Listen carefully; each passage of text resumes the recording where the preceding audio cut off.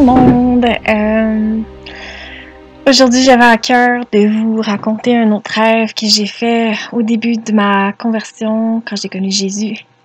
Il y a de ça un an et demi presque maintenant. C'était en avril 2020.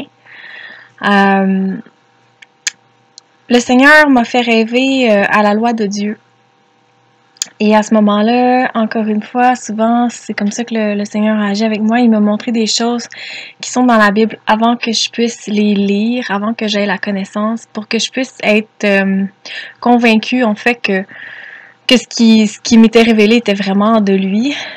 Parce que si j'avais lu avant, j'aurais possiblement pensé que j'étais influencée par ce que je lisais, mais là, c'était vraiment le Seigneur qui est venu me chercher, puis qui est venu m'enseigner avant que je lise la parole. Quand j'ai lu la parole, bien évidemment, c'était comme juste une confirmation et une révélation de ce que le Seigneur me montrait.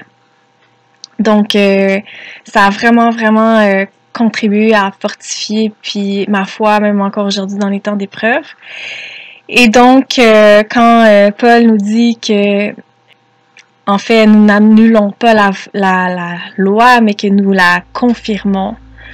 C'est un peu le message de mon rêve, c'est-à-dire qu'évidemment, on est sauvé par la grâce de Dieu. Il n'y a rien qui peut acheter ce pardon, cette miséricorde. Quand on commet un meurtre, on arrive devant un juge et que le juge nous condamne et que quelqu'un vient prendre notre place et que le juge nous dit « Ok, parfait, pour cette fois-ci, ça va aller. On va vous donner une chance. » C'est certainement pas une occasion de tomber dans la criminalité ou de recommencer les choses qu'on a fait qui nous ont amenés devant le juge. Donc c'est exactement la même chose par rapport à Jésus-Christ, c'est-à-dire qu'on a eu une bénédiction, c'est un petit mot, mais on a eu une miséricorde de sa bonté compatissante extrêmement incroyable que tous ont pas eu la chance de recevoir encore aujourd'hui. Tous vont avoir la chance d'accepter le Seigneur Jésus. Évidemment, tout le monde est appelé, mais peu sont élus et acceptent de recevoir ce pardon-là avec l'immensité dans le cœur de ce que ça représente. Et pour ça, ben, ça prend l'Esprit de Dieu. Et donc, dans ce rêve, Jésus est venu me montrer l'esprit de la loi de Dieu. Avant que je tombe justement dans les écrits de Paul qui m'auraient possiblement amené à tomber dans des doctrines mensongères et séductrices de l'abolition de la loi, il m'a mis à cœur l'esprit de la loi. Dans le fond, la seule manière de pouvoir obéir à la loi, c'est par l'Esprit de Dieu, parce que la chair, elle, ne le peut pas. Donc, pour pouvoir l'accomplir comme Jésus le fait, parce qu'on marche dans ses pas, il faut comprendre la bonté, la grandeur et la sainteté de sa loi. Et on sait que c'est pas sa loi qui nous a menés à Jésus, évidemment pas. Mais quand on connaît Jésus, quand on connaît sa sainteté, on ne peut qu'aimer la loi, ça va de soi.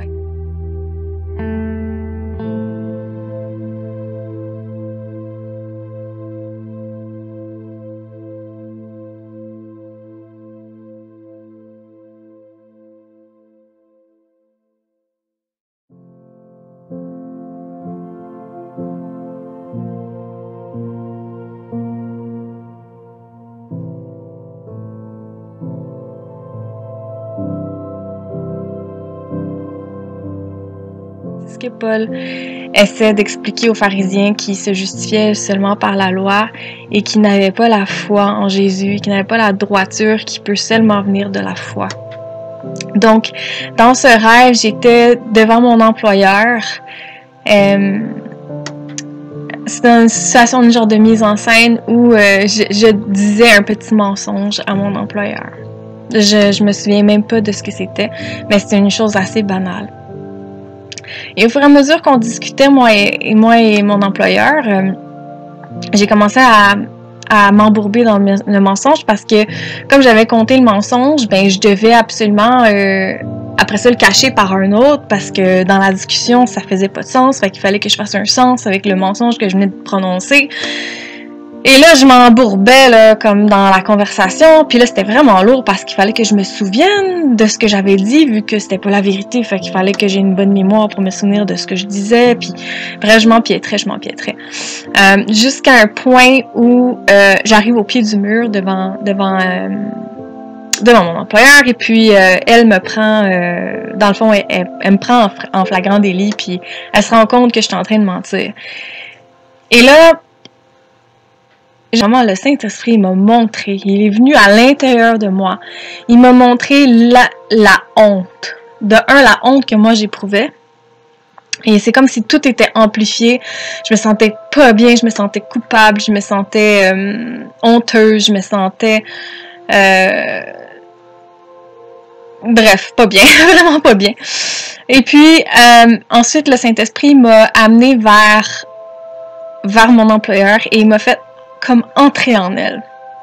Et à ce moment, j'ai commencé à sentir qu'est-ce qu'elle vivait, c'est-à-dire de la frustration, de l'incompréhension, un malaise aussi, cette espèce de séparation, que ça provoquait, de division que ça provoquait entre nous, puis de la colère aussi, il y avait plein de choses mélangées, puis je ressentais toutes ces choses horribles que ça avait provoqué ce petit mensonge-là. Mais ça s'arrête pas là. Ensuite, le Saint-Esprit me montre, et je continue à voir mon employeur qui se rend chez elle le soir à la maison avec sa famille, tout ça, et qui ramène cet esprit de colère et de malaise à la maison. Et là, je vois comme ses enfants qui viennent, puis qui lui parlent, puis là, elle tombe dans l'impatience parce qu'elle a eu une mauvaise journée à cause de moi, puis là, ses enfants reçoivent l'effet de ce que ça a fait, puis là, ses enfants eux-mêmes, ben, ils sont pas bien, puis ils sont désagréables parce que leur mère a été impatiente, puis là, ça répercute sur toute la famille, et puis là, le Saint-Esprit me montre, regarde, ça c'est la famille, ensuite, on voit, ça répercute dans le quartier, ensuite, ça répercute, et là, je recule, c'est comme si le Saint-Esprit me recule de moi à elle, à sa famille, à son quartier, à sa ville, et ensuite je vois le pays et je commence à reculer, et là je vois comme toute la planète sous l'emprise de ce mensonge-là. C'était le Saint-Esprit me disait, ça c'est seulement un petit mensonge, et quand tu fais un péché, tu es coupable de tous.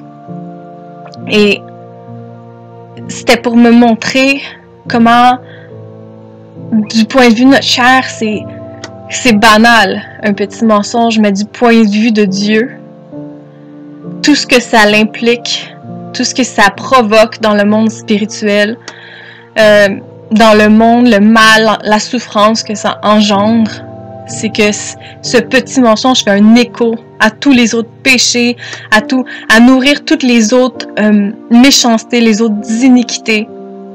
Et à ce moment-là, quand je me suis réveillée, j'ai compris comment... j'ai vraiment compris comment le péché ruine la vie, ruine ce que Dieu a créé, détruit la bonté de ce que Dieu a créé, la merveilleuse création de Dieu, elle est sabotée, elle est corrompue. Et quand j'ai compris ça en essence, en esprit, ça aide tellement à tous les jours. En fait, sans comprendre de cette profondeur-là dans l'esprit, la haine du péché, la seule haine qu'on devrait avoir, c'est la haine du péché, parce que c'est le péché qui cause la mort. Il est contraire à la vie.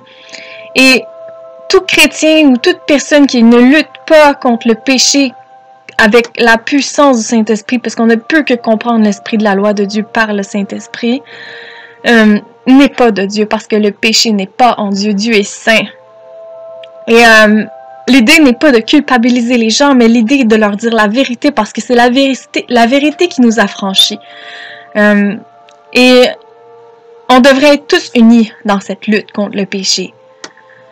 Et l'erreur des pharisiens et de tous les religieux à l'époque, et on peut dire du catholicisme en général, ça a été justement d'avoir un esprit de condamnation, alors que Jésus est venu sauver, mais il est quand même venu nous sauver de l'emprise et de la malédiction de la loi du péché contre nous. Donc, il faudrait être unis ensemble dans la vérité, dans l'Esprit de Dieu, contre l'affrosité et l'horreur et la destruction du péché. Puis si vous n'avez pas compris ça, vous n'avez pas compris l'évangile de Jésus. Parce que Jésus est venu ôter le péché du monde. Et si vous n'avez pas la haine du péché, on peut lutter, on a tous des luttes. Mais Dieu nous dit qu'on ne devrait pas pécher volontairement. On devrait toujours être en lutte et on devrait toujours avoir à cœur la haine du péché, la haine du mal dans ce monde et exposer les œuvres des ténèbres et non pas y participer. Donc voilà, c'était ce que je voulais vous partager aujourd'hui par rapport à la loi du péché, la condamnation et de ce que ça voulait vraiment dire sauver le monde et qu'est-ce que ça voulait vraiment dire être libre. Parce que être libre, c'est pas être libre de péché, mais bien être libre du péché. Et si Jésus nous a rendus libres du péché, nous sommes devenus esclaves de la justice. Et la justice, c'est l'accomplissement de la loi en Jésus par la droiture qui vient de la foi. Donc ne vous laissez pas séduire, mes amis, le temps est court. Mes frères et sœurs, il faut prêcher l'évangile, le véritable évangile, la puissance de Jésus qui nous affranchit véritablement. Et c'est tellement merveilleux parce que quand on est vraiment libre, on est non seulement libre de faire du mal, mais on est aussi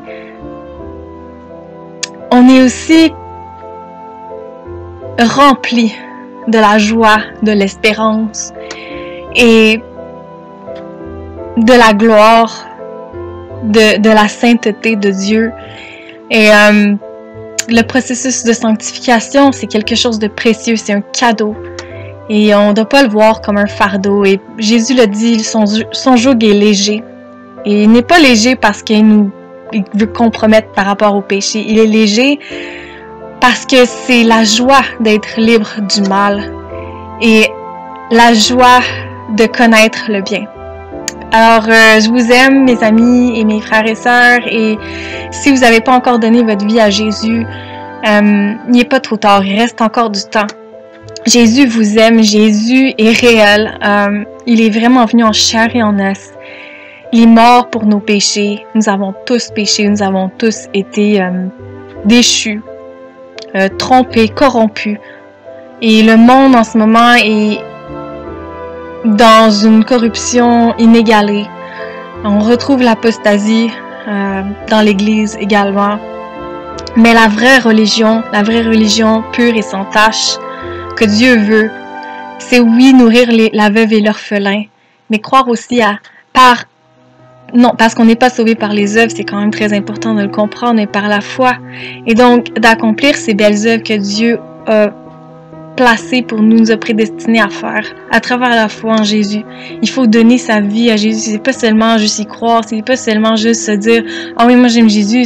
C'est vraiment de dire « Ok, j'abandonne mon ancienne nature de pécheresse, j'abandonne ça, je ne veux plus ça, j'ai compris que ça mène nulle part et je suis prête à autre chose, je suis prête à être libérée et affranchie par la puissance de Dieu dans le nom de Jésus. » Donc, si vous voulez vous rapprocher de lui, priez en son nom, ayez foi en lui, puis n'hésitez pas à communiquer avec des frères et des sœurs autour de vous, tout en étant vigilant, et ouvrez votre Bible, c'est un océan de connaissances divines, il n'y en a pas d'autres connaissances qui proclament la vérité comme la Bible le fait. C'est la parole de Dieu et la parole de Dieu, c'est l'Esprit de Jésus.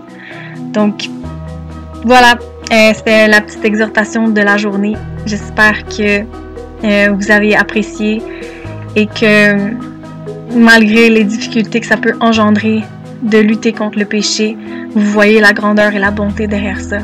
Soyez bénis, au revoir.